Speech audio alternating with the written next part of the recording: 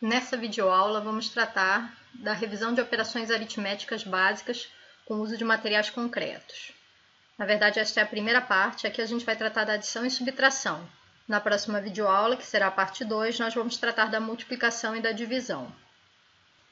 Às vezes os alunos questionam por que nós trabalhamos com operações aritméticas se eles estão sendo preparados para lecionar a partir do 6º ano. E supostamente as operações aritméticas são aprendidas no ensino fundamental 1. Existem muitos trabalhos de pesquisa que mostram que grande parte das dificuldades dos alunos no ensino fundamental 2 e também no ensino médio decorrem deles não terem compreendido bem o sistema decimal de numeração e não terem atribuído significado aos algoritmos das operações aritméticas.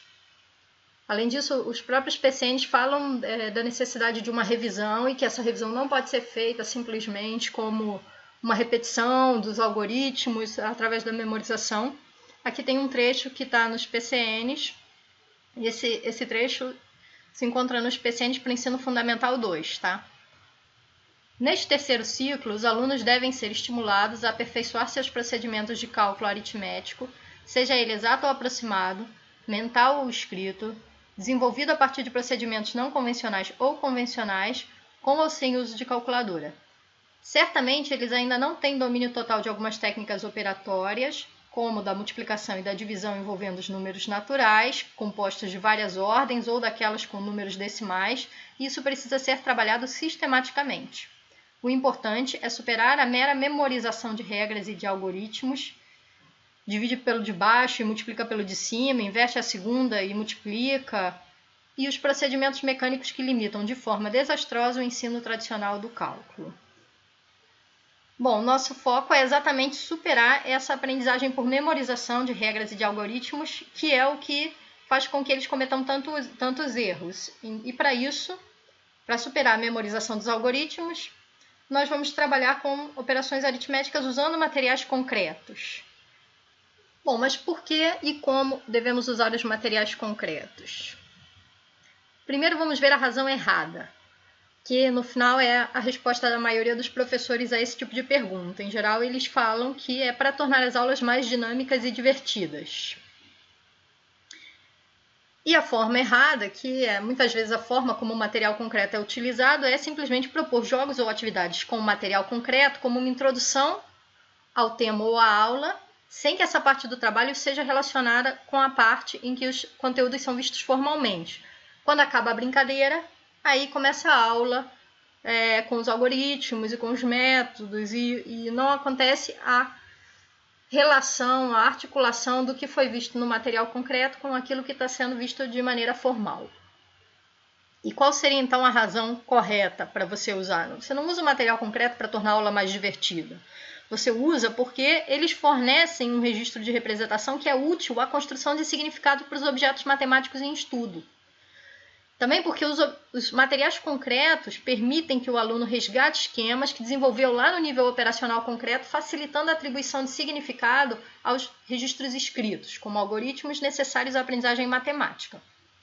Então, aqui nós estamos vendo já fortemente os nossos referenciais teóricos aparecendo. Aqui a gente está falando de registros de representação, estamos falando da teoria de Duval que estudamos na aula passada, e aqui embaixo a gente está falando de você dar um material significativo para o aluno, um material que você consegue ancorar lá em esquemas que ele construiu anteriormente. E qual seria a forma correta, então, de usar os materiais concretos? Eles devem ser escolhidos de forma que possam colocar em evidência o significado do que será ensinado, ou seja, aqueles dominós que o aluno simplesmente tem que buscar qual é a resposta correta, podem até ser úteis para fazer uma fixação mais divertida, mas não são materiais para propiciar aprendizagem significativa. Dominó, bingo, tem uma série de materiais que na verdade são no máximo para fixação. Eles não trazem dentro deles o conteúdo, a essência do conteúdo que você está querendo ensinar. Além disso, o uso do material concreto deve ser feito de forma articulada ao ensino dos conteúdos formais adequados ao nível em questão. É exatamente aquilo que a gente já vem falando. A gente precisa articular o que é feito no material concreto, trabalhando simultaneamente com o material concreto e com o algoritmo, o método, fazer o ensino formal articulado ao ensino com o material concreto. De outra forma, a gente não vai atingir os objetivos que estamos buscando. Bom, nós estamos vendo aqui então que os nossos referenciais teóricos estão presentes o tempo inteiro no nosso planejamento. Vamos relembrar esses referenciais teóricos. Construtivismo é aprendizagem significativa. O que é aprendizagem significativa? É aquela que ocorre quando há a disposição do aprendiz e os materiais são significativos. E o que são materiais significativos? São aqueles para os quais os alunos possuem organizadores prévios, ou seja, é preciso que o que você vai ensinar, o material que você vai usar, de alguma maneira vá encontrar no aluno um conhecimento que permita que ele ancore esse trabalho. O outro referencial que a gente usa é a teoria de registros de representação semiótica do Duval, que propõe que nós devemos sempre trabalhar com uma multiplicidade de registros de representação. Nesse caso, a gente tem os registros escritos e o material concreto, e articular sempre esses diferentes registros de forma que o aluno possa compor uma visão, apreender o objeto matemático que está por trás do que estamos estudando. Para adição e subtração, nós vamos trabalhar com o ábaco aberto. A gente vai utilizar o material que foi desenvolvido no módulo instrucional Adição e Subtração com o ábaco aberto, por mim, juntamente com Joselane Abreu e Cristiane Nunes, que eram bolsistas de iniciação à docência na UF, dentro do projeto PIBID. Esse material se encontra no site www.matematicaconvida.uf.br. Eu quero falar um pouquinho de como esse trabalho foi desenvolvido. O projeto PIBID envolve professores da universidade, alunos da licenciatura e professores das escolas públicas. Nós vamos às escolas e, juntamente com os professores das mesmas, fazemos um levantamento de tópicos problemáticos no ensino de matemática e buscamos soluções ou métodos que propiciem a aprendizagem significativa dos temas em questão. Quando a gente começou a trabalhar no Colégio IEPIC, aqui em Niterói, logo no início dos trabalhos, as professoras do 6º ano nos falaram sobre os grandes problemas que tinham com as deficiências relacionadas a cálculos aritméticos básicos que vinham lá desde o ensino fundamental 1. Elas contaram que elas faziam revisões, mas percebiam que os alunos seguiam com dificuldades. Então, para buscar uma solução para esse problema, nós desenvolvemos esse módulo instrucional sobre adição e subtração com o ábaco aberto e depois também o módulo sobre multiplicação e divisão com o material dourado. Esses foram apenas 2 dos muitos módulos instrucionais que a gente desenvolveu no projeto. A gente tinha outros que abordavam temas mais complexos, como funções, logaritmos, exponenciais, geometria e vários assuntos. Mas o que nos surpreendeu foi a forma como esses módulos instrucionais para as operações básicas tinham alta demanda. Frequentemente, tínhamos convites para apresentar minicursos sobre esse tipo de trabalho em escolas tanto públicas quanto particulares.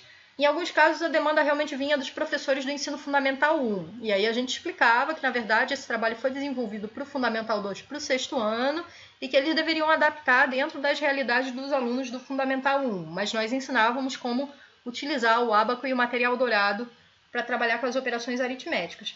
Mas na maioria dos casos, na verdade, a demanda era realmente dos professores do ensino fundamental 2 que tinham as mesmas dificuldades que nós havíamos levantado lá no IEPIC.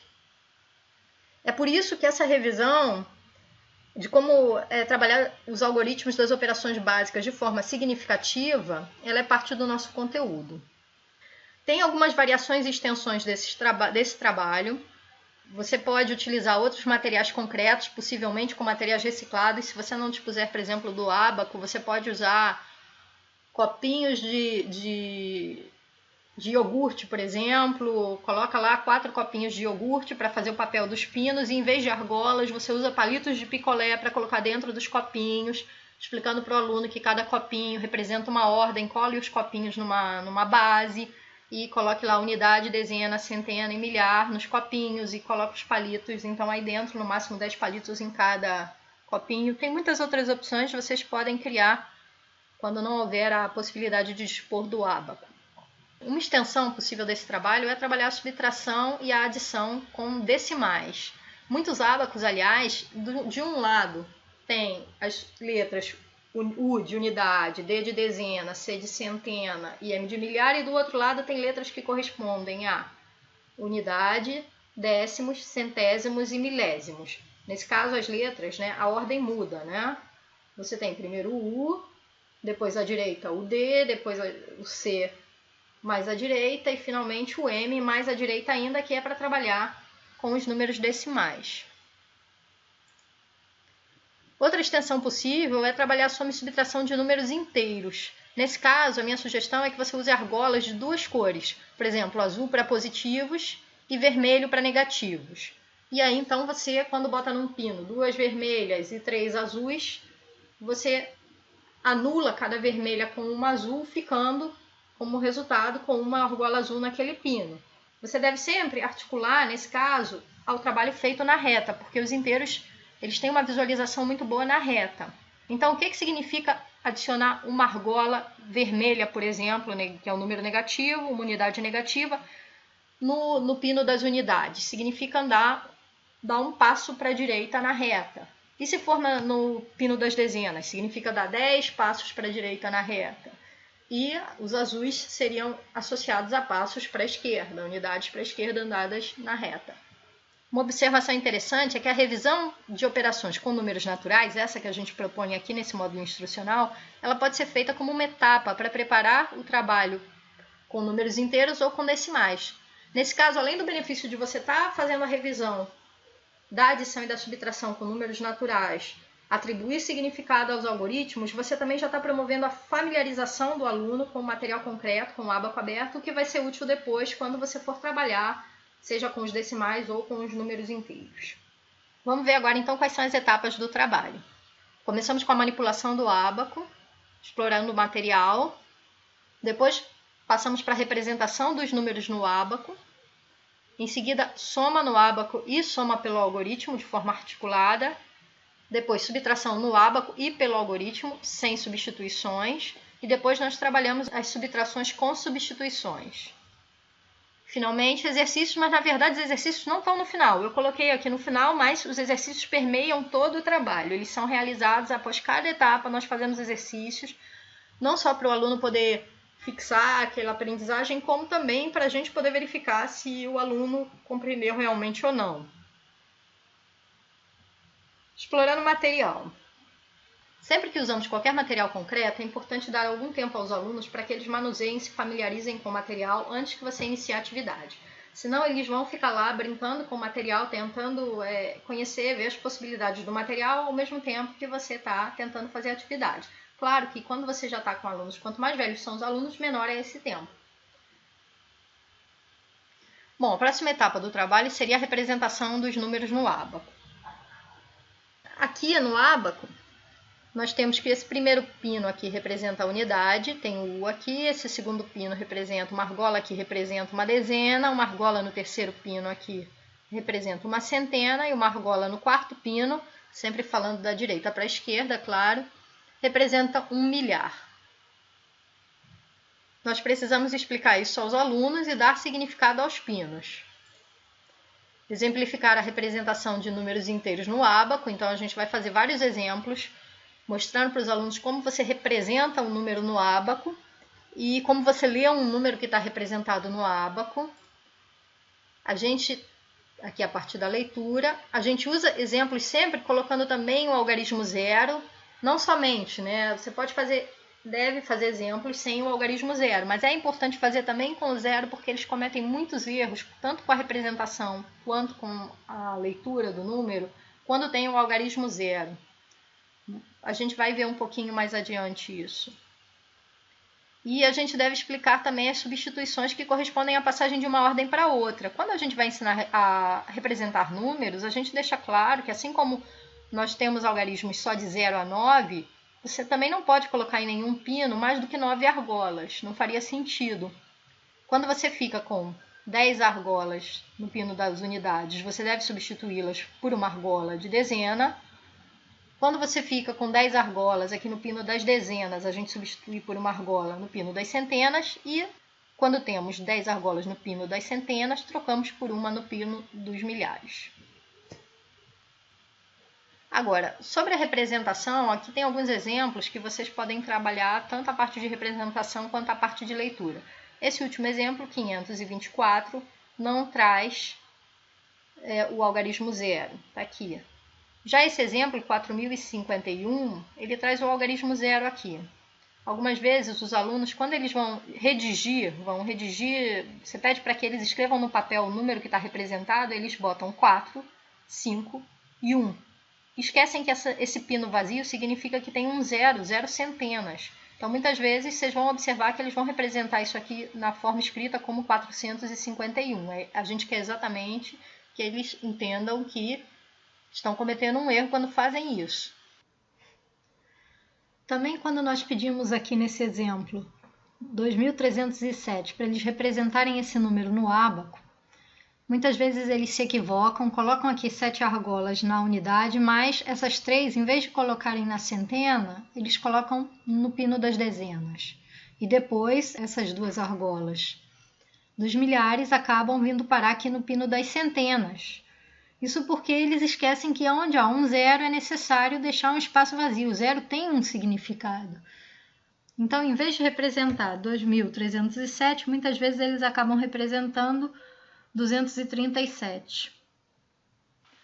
São erros comuns, por isso a gente insiste que quando vocês trabalharem com eles, com o ábaco, usem também exemplos que contenham o algarismo zero. É importante fazer atividades de representação e leitura com os alunos até ter certeza de que todos entenderam bem como funciona a representação no ábaco. A próxima etapa do trabalho é a soma no ábaco, que vai ser articulada com a soma pelo algoritmo. Por que essa é a nossa proposta? Porque a gente percebe que no ábaco eles aprendem muito fácil, eles conseguem lidar muito bem com o material concreto para fazer as operações aritméticas, o que é natural.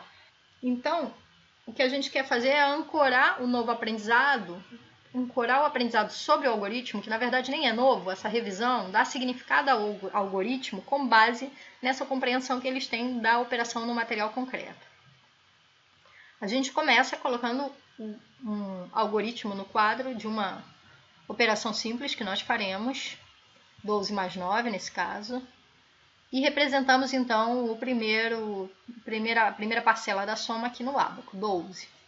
Em seguida, nós propomos que eles adicionem 9 argolas ao pino das unidades.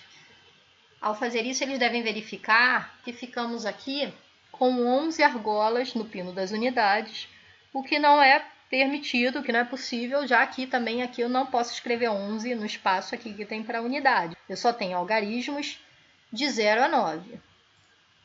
Então, o que nós vamos fazer? Nós vamos trocar essas 11 argolas por uma argola das dezenas e mais uma argola que se manterá aqui nas unidades. Aqui no algoritmo, como nós representamos isso, 10 daquelas argolinhas que foram trocadas pela argola da dezena, vem para cá como uma argolinha na casa das dezenas. E essa argolinha aqui que sobra na unidade, ela continua representada aqui, nós a representamos aqui na casa da unidade. E o próximo passo, então, é simplesmente somar essa argola que a gente já tinha nas dezenas com a argola que veio da troca dessas 10 argolas aqui das unidades. E aí aqui no algoritmo, uma argola mais uma argola, 2 argolas, ficamos com o resultado 21. É muito simples ensinar a somar usando o ábaco. Mas, como eu falei, o fundamental não é ensinar a somar no ábaco, mas sim trazer o significado que os alunos apreendem aqui da operação no ábaco para o algoritmo e, especialmente, dar significado ao vai 1. O vai 1 é a grande causa dos problemas dos alunos nas operações aritméticas, é uma das maiores causas de problemas. Eles não entendem, eles operam de forma errada com o vai 1 porque eles não dão significados. A gente quer usar o material concreto para dar significado ao vai 1. Nosso próximo passo, vamos ver a subtração no ábaco e pelo algoritmo. Normalmente, você trabalharia primeiro sem substituições, ou seja, sem o pedir emprestado, para só depois fazer a subtração pedindo emprestado. Nós aqui já vamos direto para a subtração em que se pede emprestado, porque a gente está só apresentando um resumo para vocês terem uma ideia de como conduzir esse trabalho. Começamos novamente colocando um algoritmo aqui 640 menos 42 no quadro. Sempre é bom marcar aqui C, D e U para diferenciar centena, dezena e unidade. Aqui representamos no ábaco 640. O nosso próximo passo seria subtrair 2 unidades aqui do pino das unidades. 2 argolinhas do pino das unidades. Só que não tem nenhuma argolinha aqui no pino das unidades. Então, como nós fazemos? Nós trocamos uma dessas argolinhas das dezenas por 10 argolinhas no pino das unidades. Aqui. E isso corresponde exatamente a ficar com 3 argolinhas aqui nas dezenas e, em vez de 0, passar a ter 10 argolinhas na unidade, que nós registramos dessa forma aqui no algoritmo. Agora a gente pode subtrair 10 menos 2, tirando 2 argolinhas aqui desse pino, a gente tem 8 argolas aqui, 3 argolas aqui e 6 argolas aqui. Nós teremos que fazer a mesma coisa, porque o próximo passo seria subtrair 4 argolas aqui das dezenas, do pino das dezenas, e já não tem mais 4 argolas aqui. Então, novamente, vamos pegar uma argola das centenas e trocar por 10 argolas nas unidades. Essa parte não está desenhada aqui, mas a gente aqui botou já o algoritmo. Você faz isso no ábaco e no algoritmo você representa aqui dessa maneira. Esse 3 vai ser substituído por 13 argolas e esse 6 aqui, 6 argolas das centenas, passaram a... Delas restaram apenas 5 argolas.